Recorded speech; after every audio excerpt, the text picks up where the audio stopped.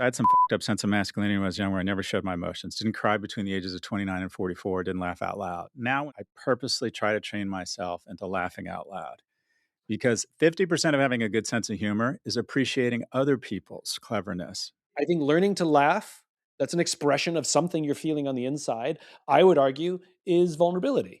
I think when you're a younger man, sometimes you have this belief that recognizing someone else is funny, acknowledging someone else's success somehow takes away from your success. Yeah, yeah, yeah. That it's a zero sum game. And what you realize as you get older is the guy who says to another guy, "Wow, you're so impressive," or laughs at his joke and says, "Wow, that was really funny." That's confidence. Yes, you're describing confidence. It's 100%. That's all it is. Most of us have at least one friend who's got a total opposite personality to us. On paper, it shouldn't work, but for some reason, it just does. That's me and Scott Galloway. So let's cause some trouble. If you don't know Scott, he's a force of nature, a professor, entrepreneur, podcaster, bestselling author who's built a reputation as a provocative social commentator, unafraid of triggering his audience, or me, or anyone listening to this podcast. And I'll get for this. Recently, the masculinity crisis has been one of Scott's main focuses, which inspired his new book, Notes on Being a Man. This also served as the starting point for our debate, I mean conversation. Yes, we have very different ideas about healthy masculinity, but we agree on one thing. Confidence is the thing. And the question is, how do we help people build their confidence? Real men can listen, grow, disagree with respect, and still find common ground, just like me and my masculine friend Scott. This is a bit of optimism.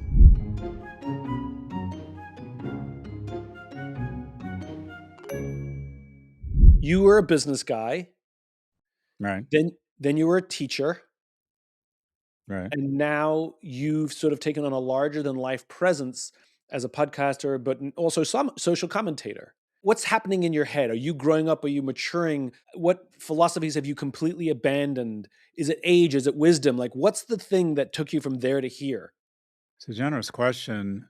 I think a couple things are driving me.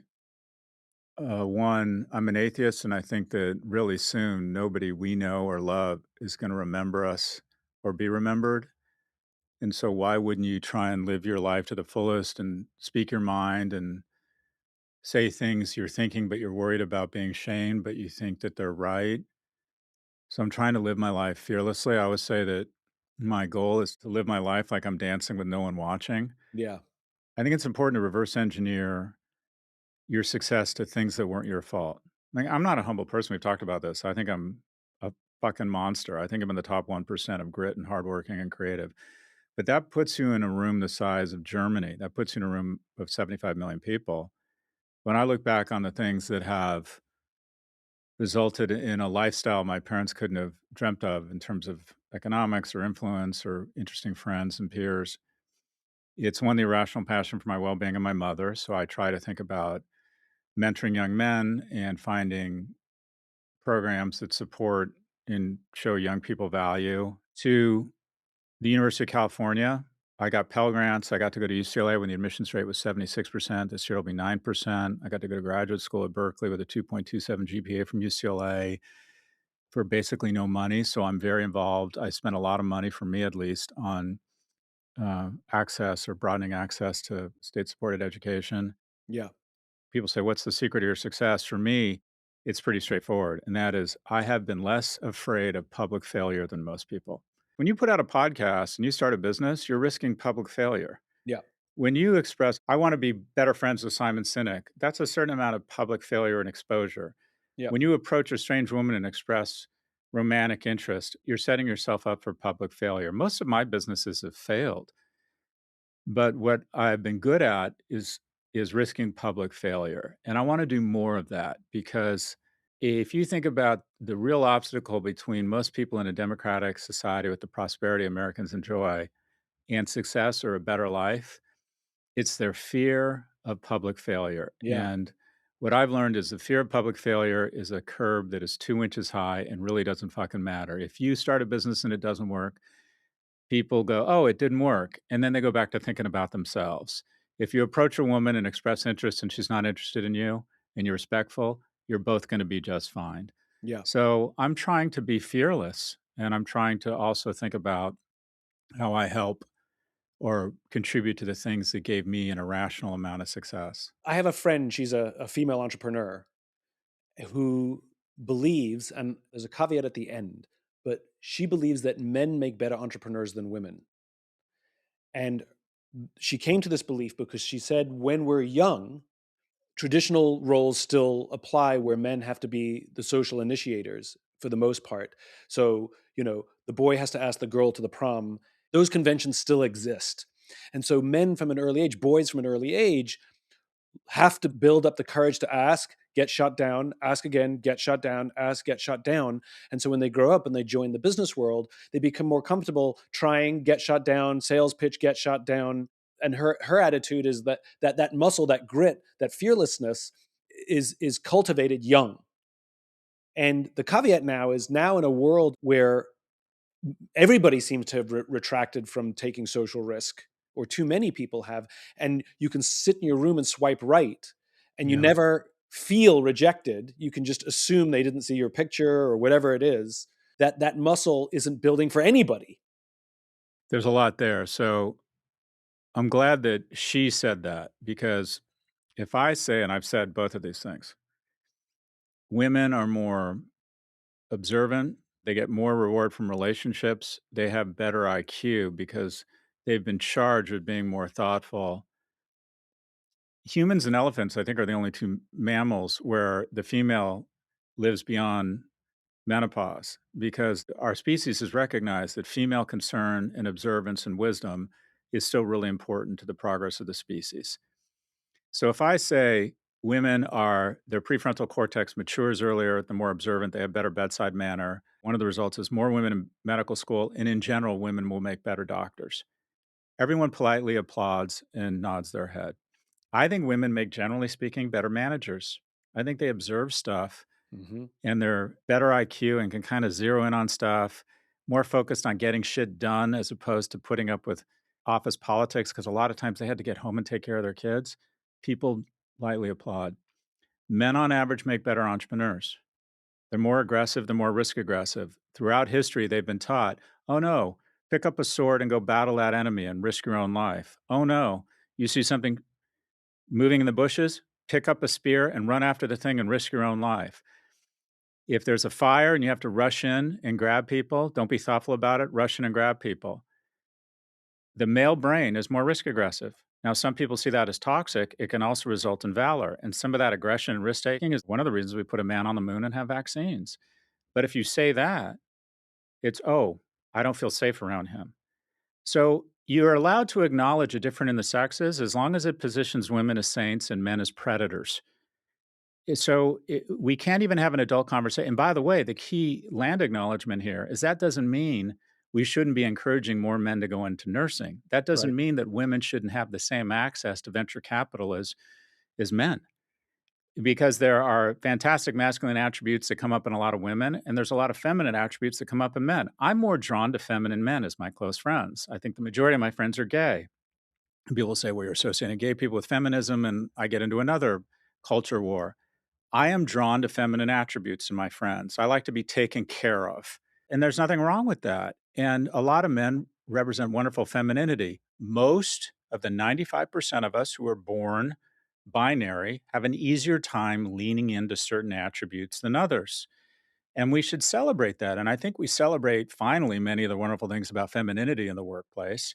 There's no reason why we can't celebrate masculinity while recognizing equality of opportunity might not necessarily fit to equality of outcome. I Yeah. think if you gave women the exact same opportunities to be CEOs, there'd be more than 17%, which there is now, but I don't ever think it's gonna be 50-50.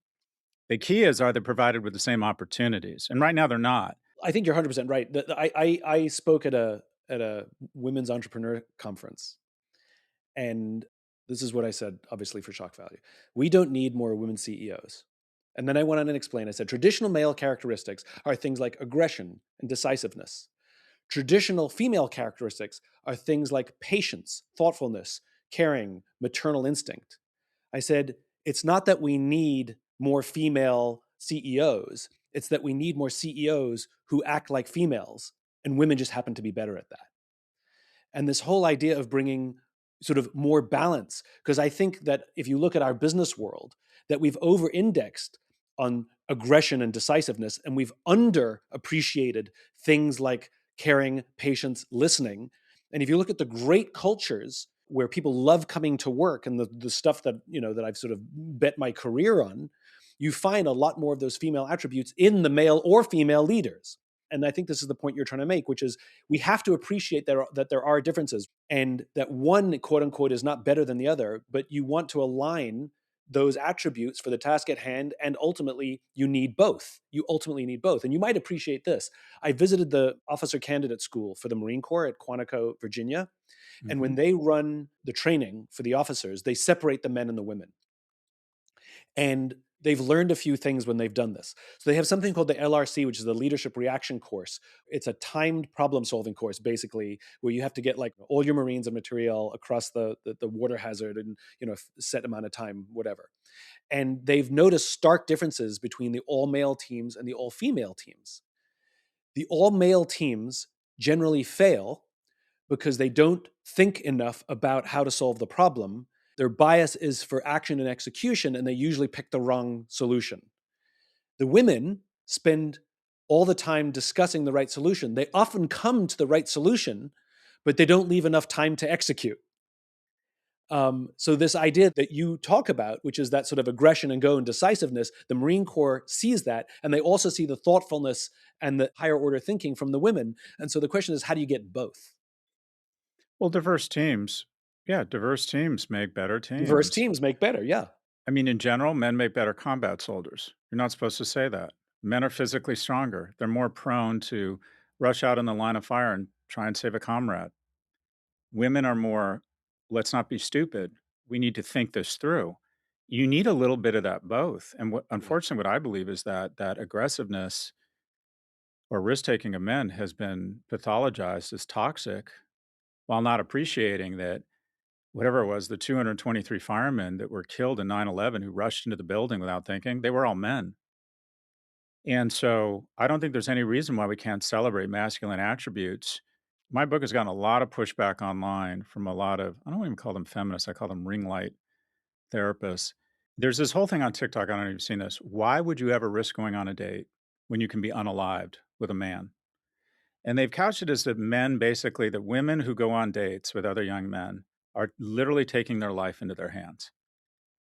And here's the data, the actual numbers 2,500 women a year are murdered by men. That is way too many. It's still a problem. Sexual assault is actually a bigger problem. Let's just stick to murder or unaliving. 70% of those are people they know, right? People they're in a relationship with. So there's actually very few random male on female murders. So let's call it 2,500. 10,000 men kill another man, 40,000 men kill themselves. So if you go on a date with a man, just be clear, he's 16 times more likely to go home after the date and hurt himself than hurt you.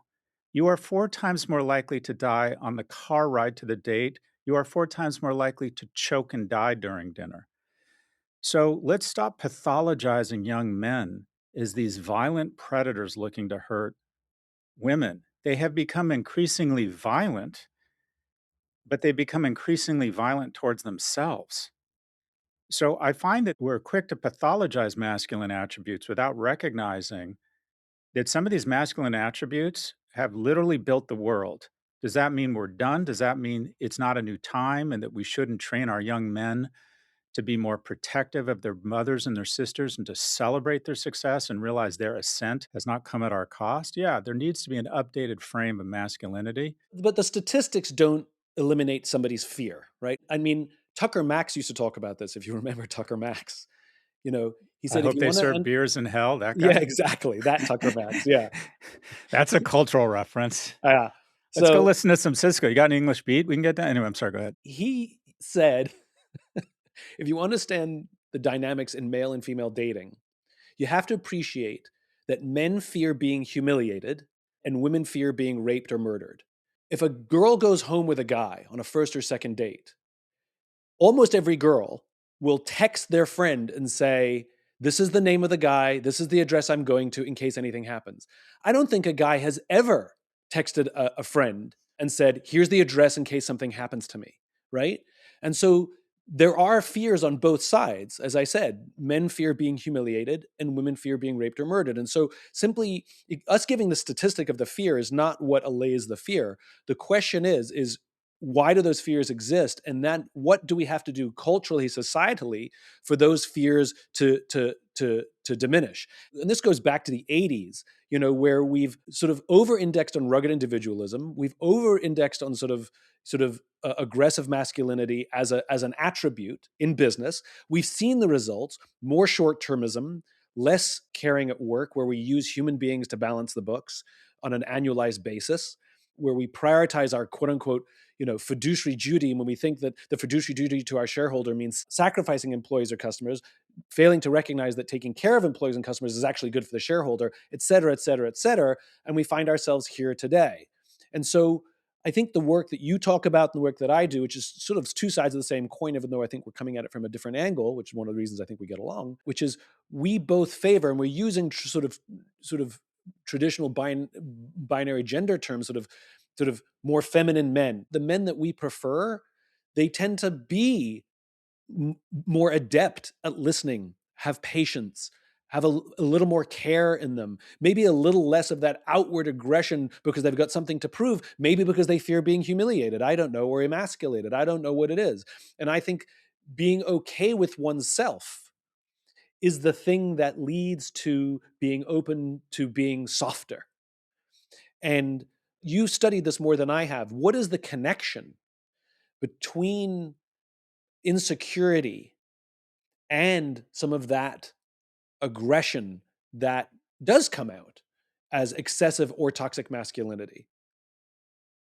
A lot there. So I think every father has an obligation to teach his son about not necessarily about masculinity, but give your son a code. And I believe that a decent code for young men is an aspirational code of masculinity. And I think every young man needs to think about being a provider. How am I eventually, if I want to have a family, going to take an economic lead here? That's not to say I'm going to get in the way of my wife's economic progress. Sometimes that is being a man saying, all right, I'm going to be supportive of my partner who's better at this whole money thing. But I think it's a decent, healthy position to start from that I need to have a plan, gain skills, certification such that I can be economically viable. Young men are still disproportionately evaluated based on their economic viability. Is that fair or not? I don't know. It just is. Yeah. But the second leg of the stool is protection. And to recognize that if you've never been a victim, it's hard to empathize with victims. I've almost never in my life felt unsafe. I'm 6'2", 190. I remember walking down the street with my sister during COVID. A homeless guy kind of stirred and she jumped out of her skin. And I said, that was a bit of an overreaction. And she said, easy for you to say. And it's like Dave Chappelle said when he got paid in cash $30,000 and was in his backpack. And he said for the first time, he felt like what it's like to be a woman, that everyone is ready to attack you.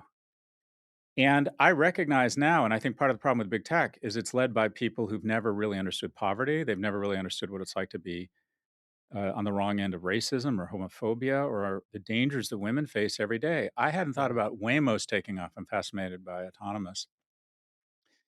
And one of the groups fueling Waymo is women Yep. because they don't feel safe with the driver.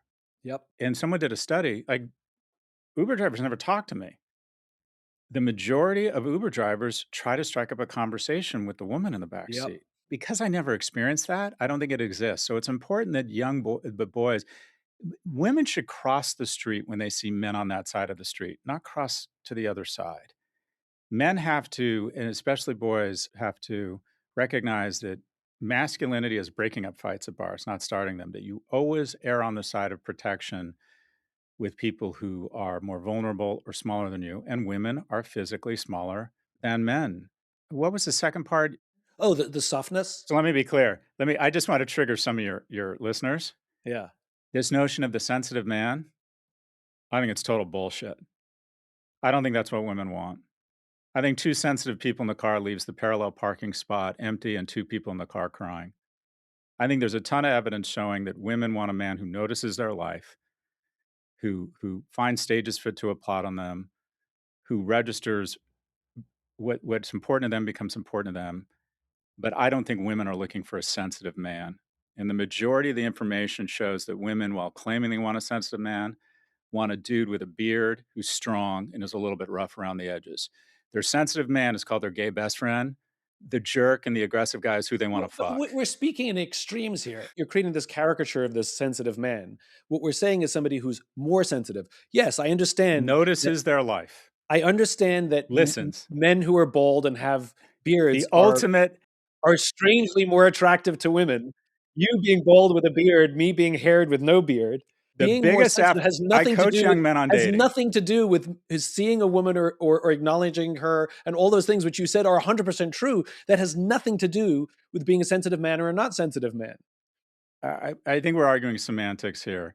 I tell, and we're going to agree on this. I tell men, young men, the ultimate aphrodisiac on a date is not money, it's not big muscles, it's follow up questions. True, Listen and ask true, follow up questions. true. I think there's some common ground here, but I think there's a cognitive dissonance, what we call in marketing, where people say, "Oh, I would pay $300 for that," and then they wouldn't pay Of $30 course, for of it. Or course. what women say they want in a man, oftentimes to foot to who they decide to partner with and who they're drawn to sexually. And I'm not suggesting that men need to man up or demonstrate talk. There needs to be a reframing of what it means to be masculine. But one, figure out a way to be economically viable. Two, figure out a way to be strong physically. Three, you initiate contact. They just did this big survey on dating. They asked women, what bothers you most about being in a bar or in a single setting? The number two thing was that creeps approach me, right? The number five biggest complaint, nobody approaches me. You have to teach your boys how to make what I call the open. I Yeah, used to do this with my boys. I wouldn't allow them back in the house unless they talked to a stranger. yeah, You have to be able to go up to a strange dude at your boarding school and say, "Hey, do you want to grab the game this weekend?" yeah, And be willing to get to know. You might yeah, get rejected. You have to be willing to go up to, I don't want to even say like coworker. Everyone gets their hair on fire. One in three relationships begin at work. And if you don't know the difference between expressing interest and harassing someone, you have much bigger problems. And I think above a certain senior level, your fly is up and locked and you take that shit off campus. I deal with a lot of that shit on boards. agreed. But I think the ability to get your kids to practice, especially young men, how to express platonic and romantic interest while making the other person feel safe Yes. is a skill we have. Because here's the bottom line, 80% of women still expect men to make the Yeah, approach. yeah, And unfortunately, sometimes the difference between a situation that is creepy and romantic is the perceived attractiveness of the person initiating. yeah. So there's got to be some overlap here where we acknowledge that some of that, I won't call it aggression, you taught me this, but initiation, some of that raw energy, some of that aggressiveness, some of that, I want to make a shit ton of money. I want to be really fucking strong. I want to run long distances and lift heavy weights in my mind in the gym. I think that's a pretty good way to go. And there's nothing toxic about it. And then the moment you have that type of strength or that economic viability, you move to protection. I think we're talking about a complete picture here, which is to make someone feel safe and protected is all of those things. There's the sort of the very caveman physical protection, as you said, sort of the feeling of walking down the street and somebody's there, and the muscles and the money that you can provide for a family. But it's also the psychological safety at home that I feel I can express my feelings and not get gaslit, or you can share your feelings so that this can be a functional relationship. And I feel psychologically safe in the relationship. And I think we're saying both things. And it goes back to that Marine Corps example, which is it's blended and they may play different roles at different times. So maybe the initiation is one thing, but being in the relationship, those things might shift a little bit. That you want that person who's bearded and muscular and bald to actually have the skills of listening and the ability to repair conflict, etc., in the relationship. So I think we're saying the same thing, but you don't necessarily need all those skills at every time. But at Yeah. some point throughout the relationship, you got to have it all. Yeah. I think the far right has conflated masculinity with coarseness and cruelty. and blames women for men's problems. And I just think that's when a man's lost the script, when he blames an immigrant for his economic problems or a woman for his romantic problems. We should be celebrating our sisters and our mothers' ascent. This is a wonderful thing. It saved our economy in the 70s, 80s, and 90s. It's the reason we won World War II, as we said, oh, women can build P-51s as well as men can, and we put them in the factories. Hitler did not. What I think we have now, though, is some mixed messaging that is confusing to young men, and that is say, well, okay, what's a good form of masculinity? I hear the word vulnerability a lot. Yep. Well, what is vulnerability? Well, express your emotions, be more sensitive. You're describing the attributes we admire in women. There has to be something in between the toxic or the weird masculinity, performative masculinity on the right, Yep. and telling people to just act more like women. Yep. There has to be something that men can own that's aspirational. I tell my boys this: whenever you're around a woman, you pay for everything. And they're like, Dad, that's so boomer. I'm like, okay, no woman's ever going to kiss you if you don't pay for her. And all the surveys show women expect, I'm fine paying half. He doesn't own me. No, you pay. There's no expectation of anything. She's not a prostitute. You're not a John. In every mammal, there's a mating process. Yeah. It's part of the Her courtship. her fertility window is shorter than yours, so her time's more valuable than yours. The downside of sex is much greater for her than for you. So her time is more valuable than also just logistically. Let me give you my beauty routine. I splash water on my face, maybe brush my teeth if I'm super excited. I don't know what that costs, but it's not a lot. For a woman to get ready for a date, you might be talking 100 or 200 bucks in terms of extensions, hair, nails, Sephora. The expectations we place on women in terms of fashion and beauty is not only unrealistic, it's really fucking expensive. So, one small means of demonstrating valor that you're committed, that you register the asymmetry and the value of her time versus yours is you pay. And people go apeshit about that. I Well, stand by it. let me poke the bear a little bit. Your kids say that's so boomer dad, but dating rituals do change. And you and I are older, Yep. and you and I sort of have more traditional ways of dating, and though statistically it may work well, I would argue that when you're attracted to someone, all bets are off, right? Like when you're not attracted to someone and they hold a door open for you, they're like, "What? I can't hold my own door?" You think I can't do it, but if you're attracted to them, like, "Oh, what a gentleman," right? Right. Right. So to your point about the person who approaches you, whether they're creepy or not creepy, the attraction does matter. The chemistry, whatever it is. So a lot of it is sort of academic based on those initial things, those sort of hard to put words to things. Are dating rituals changing? Do we know enough about that maybe the younger kids do value different things, even though they do value things like safety and protection and those things that we're talking about, the manner in which they're expressed, maybe they are different. Maybe we are old, and maybe the way we're saying that you provide protection and you communicate those things is changing. I want to acknowledge that a guy my age doesn't even know what he doesn't know with respect to younger people. What I look at is the data. As a wise executive once told me, data is like a bikini. It hides all the best bits. Well, okay, as Jim Barksdale, the CEO of AT&T and then Netscape said, if we're going to go with opinions, let's go with mine. If we have data, let's look at the data. That's where I try to find my objective truth Yeah. is in surveys and data. And what I find with respect to money and women being disproportionately evaluated unfairly on their aesthetics and men being disproportionately evaluated on their economic viability, I find it's actually gotten worse. That back when I was dating, most men did okay. If you went to UCLA, you had an okay job. I made a little bit more money than my friends because I was in investment banking, but we all did okay. Now, with Instagram, people feel like unless they're dating a dude that can take them to the Amangani or take him and have the best seats in Ibiza, that he's not doing well. And if I'm not a fucking supermodel with ridiculous a good job. I mean, women are basically told to be Wonder Woman now, and men are told that if they don't make millions of dollars in crypto by the time they're 30, they're losers. And I find that it's gotten worse in terms of men getting their self esteem from an unrealistic vision of their economic success and a woman being evaluated based on an unrealistic vision of her aesthetics with all these filters. You know, what we have is your happiness is a function of your prosperity minus your envy. And all we have all day are algorithms meant to ramp up our envy and create Yeah. unreasonable expectations around ourselves and what we should expect in a partner. And then when you go to the digitization of the mating market, which consolidates it, when Amazon came along, 50% of retail went to e-commerce. When Google came along, 93% to search or information inquiry went to one. Now that we've digitized dating and the majority of relationships begin, or that's the number one source of connection is online dating, there's been a consolidation of metrics. And around men, it's essentially your ability to signal economic security and your height. And if you see these surveys with women that say, what are the bare minimum? 6 foot, six figures. That's become a new thing. 6 foot, six figures. That doesn't seem unreasonable. If you take out men over 50, men who are obese, men who are married, that's 4% of the population.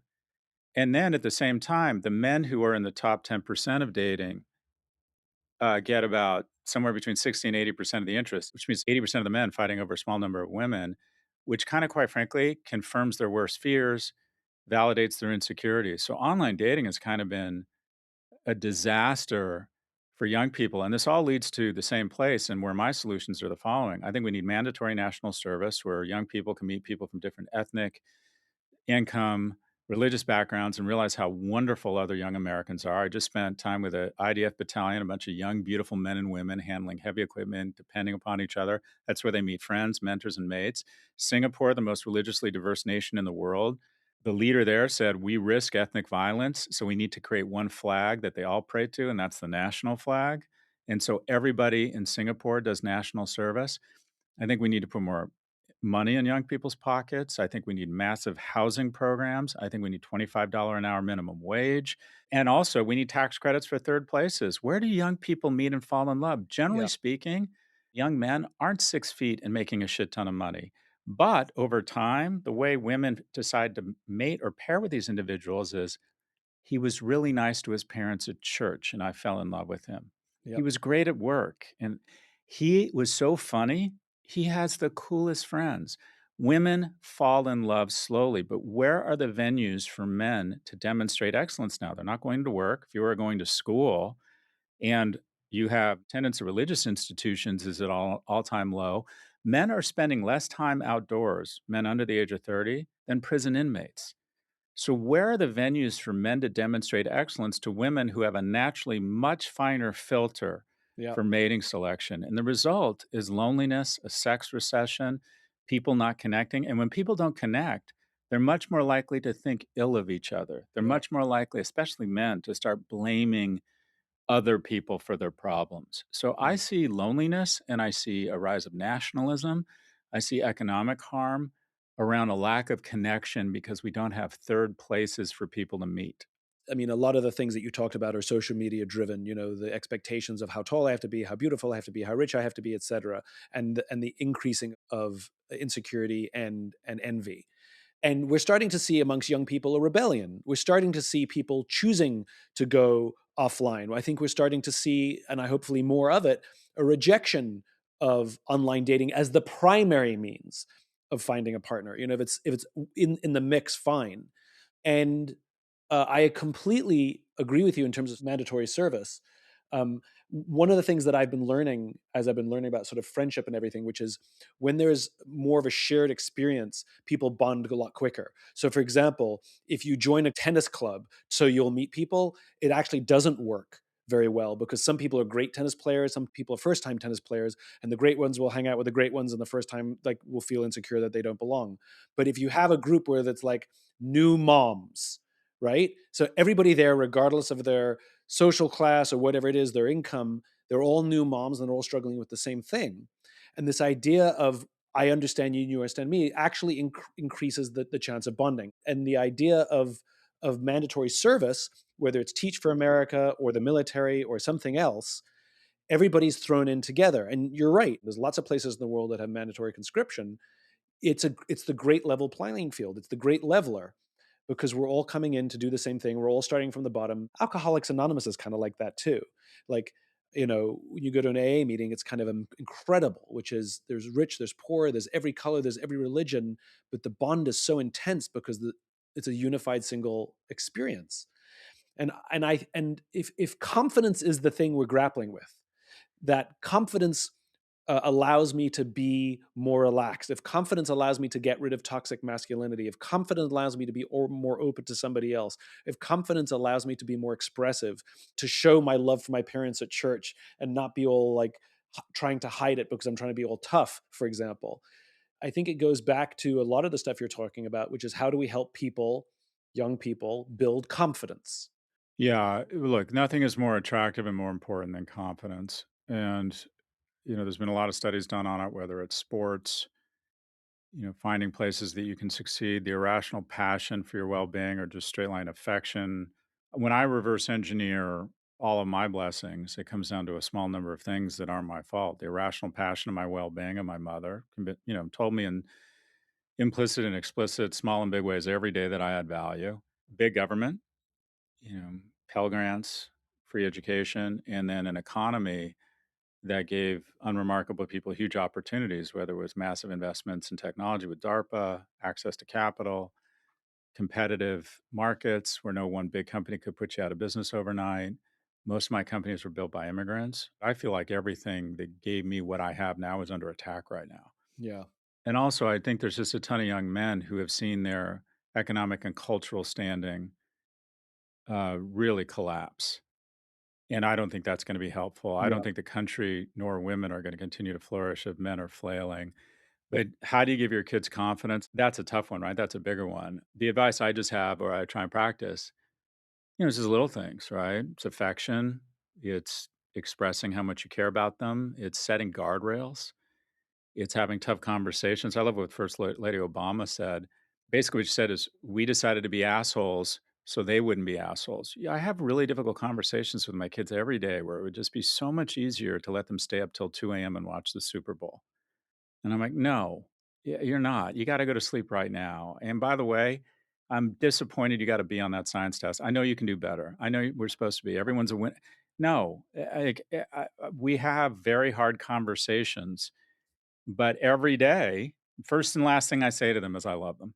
They Yeah. know I'm crazy about them and I think they have huge value. And I think over time that soaks into them. I'll try and get them playing competitive sports, trying to get my kids to work out like my dad did, trying to get them to be outdoors. I think being around people, others, creates moments of a lack of self-esteem, but over time increases your self-esteem. Yeah. But I think the greatest self-esteem destroyer in history has been when social went on mobile. I think it's created so much envy, so many unrealistic expectations. The high school cafeteria is following you around 24 by 7 in a mean way, where the algorithms encourage young girls to sexualize themselves or encourage people to start fights where there don't need to be any, or to find the weakest person in the thread and go after them. I can tell when my kid is really upset. I'll say to his mom, like, something happened on social media. It's not Yeah. going to tell us about it, but something happened. And people will say, well, you're the parent, just block social media. That means you don't have kids. Yeah. There's studies showing if a kid doesn't have social media, he's even more depressed because he's ostracized from the community. There's no way to communicate. That's a longer question, Simon. And Yeah. unfortunately, every parenting book I read contradicts the last one I read. But I Yeah. know in terms of confidence, there's a few things you can do. I wonder if we're confusing some of the things, like when you talk about sort of money and strength and muscles and being a provider and being a protector, though those things are true, I wonder if what it is what we are truly attracted to in each other is confidence. Whether it's projecting how confident we are in how we look and how we feel and how we dress, that's all projection of confidence, right? Or how much money we make or how strong we are, that's all projection of confidence. And if we overcompensate, like we come on too strong and we talk about the money too much, though in the short term it may project confidence, but once we get to know each other, it all collapses. I wonder if that talking too much about money, muscles, and all of that kind of stuff is the false projection of confidence, where what we really should be talking about is actual self confidence, which when you have it, even if you're not a 10 and you belong in a magazine, you like who you are and you know you have other attributes, and that comes across. And people are far more attracted to the confident person who may be a 5 or a 6 than the horrible person who's a 10 and looks, at least when you get past the first date. So, you know, But there's research here. So the reason why women are yeah, but that doesn't drawn. mean the research is leading us to the right conclusions. Well, right, but it's the closest thing I can find to an objective truth versus finding your favorite ring light therapist or gender study. I look at the data and I look at peer reviewed research. And the research around why women find muscles attractive is generally the following. It's not the aesthetic draw of the muscles themselves, it's what it says about the man. It says that he has some discipline. It says he can commit to something. It says he shows up, that he's dependable. You're in good shape, Simon. What does that mean? It means you have your shit together. It means that even if you have a few too many drinks one night or you're not feeling great or you have a lot on your plate, you manage to get to the gym. That says something about your ability to be a good partner, a good provider, a good mate. There's been a lot of studies on what attributes are the sexual currency for men in the eyes of women, and they almost all distill down to kind of three basic truths. The number one signal, we don't like to talk about this, is the man's ability to signal resources. That's the bad news. The good news is the word signal. And that is if you're a guy who's getting your graduate degree and you're the one that doesn't order a bottle of Grey Goose at 2 in the morning, you go home, you're thoughtful, you're considerate, you study hard, you have your shit together, you are signaling resources in the future. And by the way, the best relationships, in my view, are the relationships where you meet someone and you build something together because Yeah. there's just a feeling of shared accomplishment that just binds you for the rest of your life, I find. By the way, if you talk to a lot of women, what you'll also find is they actually prefer men with slightly imperfect bodies, like a little bit of pudge, good body, but not a perfect body. Because when they see online in a dating app some guy with a perfectly chiseled, abs, and what that also signals is they care about themselves more than they care about anybody else. That they're very self-involved. So there is a line. There is a Probably, I'd line. amend it. The number 2 thing, all right? Intellect. This is anthropological. Yeah, People who make good decisions for the tribe, if you make really good decisions under pressure, your partner and your kids are more likely to survive. yeah. Women find intellect and it can be storytelling. The reason why Mick Jagger gets to procreate with a 34-year-old ballerina is he's a great storyteller. Music is storytelling. We respect intellect, we respect creativity. People are really drawn to it. Quick quiz. What is the fastest way to communicate intellect, Simon? Is it through a story, Scott? Humor. Oh, If you can make a woman laugh, she'll have coffee with you. It was that's the only true. way I ever got dates when I was in high school and college was I made women laugh. Humor is an aphrodisiac for women. And then the number 3, and this is the most underleveraged, unknown currency of sexual attractiveness for men, and it's their secret weapon, kindness. This whole notion of the bad boy effect, that might be a turn on the short run. Women want to partner with men they perceive as kind. So all of And these things that you're talking about, sort of humor and kindness, these aren't the masculine traits that you started talking about. These are more softer traits. These are sure, the I don't softer skills. yeah, I think of kindness as at the end of the day, planting trees the shade of which you'll never sit under. And it's like, what's the difference between being kind and nice? You might be sitting across the table from someone and being really nice to them and telling them how good looking they are and da da da. All right. She senses that maybe this guy just wants to have sex with me and is, you know, boosting me. Are you nice to service staff? Do you go out of your way to be kind? Are you Yeah, patient when the Uber driver takes the wrong turn to the airport? yeah, Do you purposely go out of your way to just do things for people who will never be able to do anything for you back? People smell that. And by the way, I have trouble with that. I wasn't born a kind person. I started a kindness practice on purpose when I was about 44. And I said, every day I'm going to start. And it's something you can teach yourself. It starts becoming reflex memory. yeah. But men don't realize if you aren't instinctively a kind person, you need to start a kindness practice. Women notice when you're nice to your mom. Women notice when you hold doors open for other people. And it's not performative. It's not about the evolved man. It's not about the guy who has more subscriptions to the Atlantic or is in touch with himself. It's signaling resources, it's intellect, and it's kindness. And to your point, anybody can learn to be kind. It's a practice. Anybody Can't learn can to be learn. funny. What's that? It's You hard can't to, learn to be funny. but this is what you can do. You can't learn to be funny Okay, but it's a double edged sword. because You can't, I'm not funny. I can be funny, yeah, but but here's the I'm not key. funny. You can have a great sense of humor even if you aren't intuitively funny. And how do you do that? You laugh a lot. Someone says something really funny or sort of funny, you laugh out loud. People love to be around people who laugh a lot, right? You know that guy who has that crazy or that woman who has that crazy infectious laughter? People love to be around that person. That person's a good time. when someone says something funny, it's like leaning into your emotions. I didn't do this. I had some fucked up sense of masculinity when I was younger. I never showed my emotions. Didn't cry between the ages of 29 and 44. Didn't laugh out loud. Now, when something moves me, I try to lean in. I try to get emotional. If it makes me feel emotional, I don't hold back. And when someone says something funny, I purposely try to train myself into laughing out loud because 50% of having a good sense of humor is appreciating other people's cleverness. Okay. So you and I are very different personalities. I would dare say opposite. And we get along and we like each other because of shared values and shared commitments and those kinds of things. Mhm. I would argue that you learning to express yourself, and I'm gonna take crying off the table. Mhm. That'll be a gimme, right? I'm gonna take Mhm. crying off the table, but you learning to laugh, I would argue, is you learning to be more sensitive. It's you learning to be vulnerable. Mhm. I think learning to laugh and learning because which is an emotion, that's an expression of something you're feeling on the inside, I would argue is vulnerability. I hadn't thought of it that way. I think it's more when you're a younger man, sometimes you have this belief that recognizing someone else is funny, acknowledging someone else's success, acknowledging someone else's personal style, acknowledging another man's good looks somehow takes away from your success. Yeah, yeah, yeah.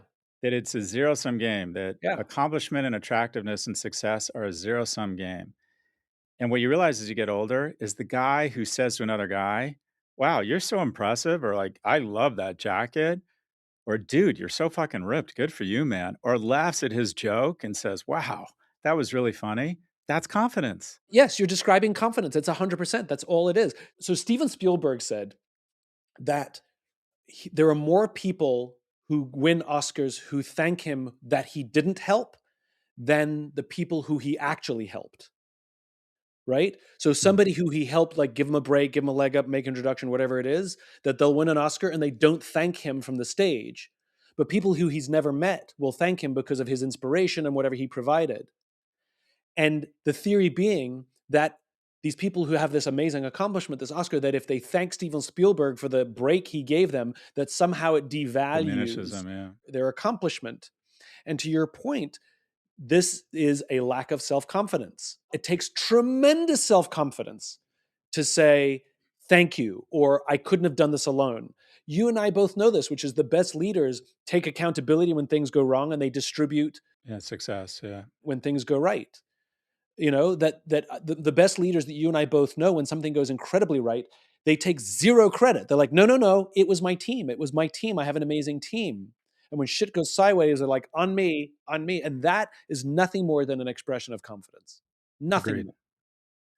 And so it goes right back to where we started, which is though I agree with you and I can't argue the data, that conspicuous display of potential and the ability to provide or good looks or good genetics, signals, we're going to have a strong healthy kid, all of that stuff, I can't argue with that. But though it can be argued that the generations change in how we relate and how we date, and all of the maybe the way that you and I dated when we were kids is very different now. I think the thing that underlies all of it that we have to focus on in ourselves and helping our friends and our kids build is confidence. And that's the thing that I'm m- more obsessive about, which is what are the mechanisms to help somebody build confidence over telling them the actions they need to perform or the superficial things they need to achieve in order to superficially communicate confidence. Build the real thing rather than just the communication of that thing. Obviously, it's a fine line, but the thing, look, you want your kids, especially if someone raising kids, you want them to have an innate sense of confidence and self-esteem and boundaries around how they're treated, such that I think more confident people will be more likely to be generous, loving people to other people. You definitely want that. I think right now, as big a threat, maybe a bigger threat, is I find a lot of the people that control our economy, especially our tech platforms, credit their character and their grit for their success and blame the markets and other people for their Yeah, of course. failures. Of course. Their confidence is turned into arrogance and a lack of Yep. appreciation for the struggles that other people face. Yep. So I find, at least the people I think about, have almost a pathological ability to believe that they overcame everything, all these obstacles to become Yeah. billionaires while not recognizing that, again, a lot of their success is not their fault. Yeah. Scott, I could actually talk to you for a long time. Let me ask you a couple more questions here just to close it out. What's the truth about happiness you wish you'd learned 20 years ago? Happiness is a sensation. I can get it from edibles and Netflix. I could be happy in an hour, no problem. Purpose is what you want to pursue. And purpose, I have found, and it's not the right answer for everybody, but I have found purpose in developing the skills, the strength, and the wherewithal to establish a relationship with someone and raise who I think are going to be patriotic, loving men. That is my purpose. So I can find happiness pretty easily because it's a sensation. But what I would suggest is try and find purpose. And all the economic aspirations and AI and GDP and salary and negotiating for a salary and all that and stock options, it's all a means. The ends is such that you can have an absence of economic security, such you can have deep and meaningful relationships. And I didn't figure that out until I was older. But that's where I find purpose. That's what I pursue. Amen. Over the past few years, your work has explored male loneliness. What do you think men, especially young men, need right now, but don't have the language to ask for? The term risk is important for young men, and that is men are taking way too much risk on gaming and gambling sites. They're taking too many risks with the strident, aggressive things they say online, and they're not taking enough risks offline. They're not applying for jobs they shouldn't get. They're not applying to college. They're not getting out of the house. They're not approaching other impressive people and expressing an interest in friendship. They're not approaching potential romantic partners and expressing interest. That risk has a greater return in certain venues than other. Taking huge risks on Coinbase or on Robinhood or on betting platforms are really bad risks, but you need to take more risks with people outside of the house. The only way you get to a great yes, the only way you get to a great job, a great school, a partner who's higher character and better looking than you is by risking a ton of public failure and a ton of no's. Anyone who's gotten to great yeses has endured dozens, if not hundreds of no's. You need to reallocate your risk. Amen. Social risk. Scott Galloway, you always make me think. You always challenge me. I always appreciate any time I get with you. Thank you very, very, very much. Thanks, Simon. I love spending time with you. Whenever I want to get together with Simon, he blows me off. It's like high school again. Literally. Uh, Hold on. First of all, the last time you invited me out, let's just back off there. First of all, you never text me ever and invite me out ever. I invite you, number one. Number two, the last time you took the initiative to invite me out, you said, "Do you want to go out for a drink?" I said, "I'd love to." You go, "Great, I'll meet you in an hour." I'm like, "I can't meet you in an hour." Dude, And you then you're sound like, like "Fuck such you, an insecure chick you right never now. go out with me." So like, you know, Oh my I God. like That's not spontaneity, true. but you can't hold that That's not against me if I'm not true. available I in an wanted to meet hour. you, and instead I sent you nude selfies. Everything is true except the last part there, folks. I saved them, by the way. So let's cause some trouble. Let's find the dark side of Simon Sinek. I don't buy this whole groovy you and me thing. I'm like, I think there's a dark side to you. Of I course want to there is. explore I that. don't deny it. All right, let's find You, it. it's Let's just- go there. you're the bitter, angry one. I'm not. But I'm transparent about my bitterness and my anger. I'm I can't transparent about figure my out. bitterness and my anger. I just have less of Yeah, it. I don't see it. I don't think that's where You you don't started trust from. people who won't get drunk. I like to drink. It's a flaw. No, Yeah, no, I I don't like to mind that you drink. like to drink. You've said Yeah. to me point blank, I don't trust people who don't drink or don't get drunk. I wouldn't say I don't trust them. I have a more difficult time bonding with them. That's my problem. But I think young people need to drink more and make a series of bad decisions that might pay off. I think that I've never been drunk and I've made many bad decisions. but the anti-alcohol movement and the remote work movement, I think, are actually bad for young people. 6% of teenagers and young adults are addicted to drugs or alcohol. 24% are addicted to social media. I know why you want people to drink, because the chance for social risk goes up. And we're talking about Chance for taking social social risk. risk.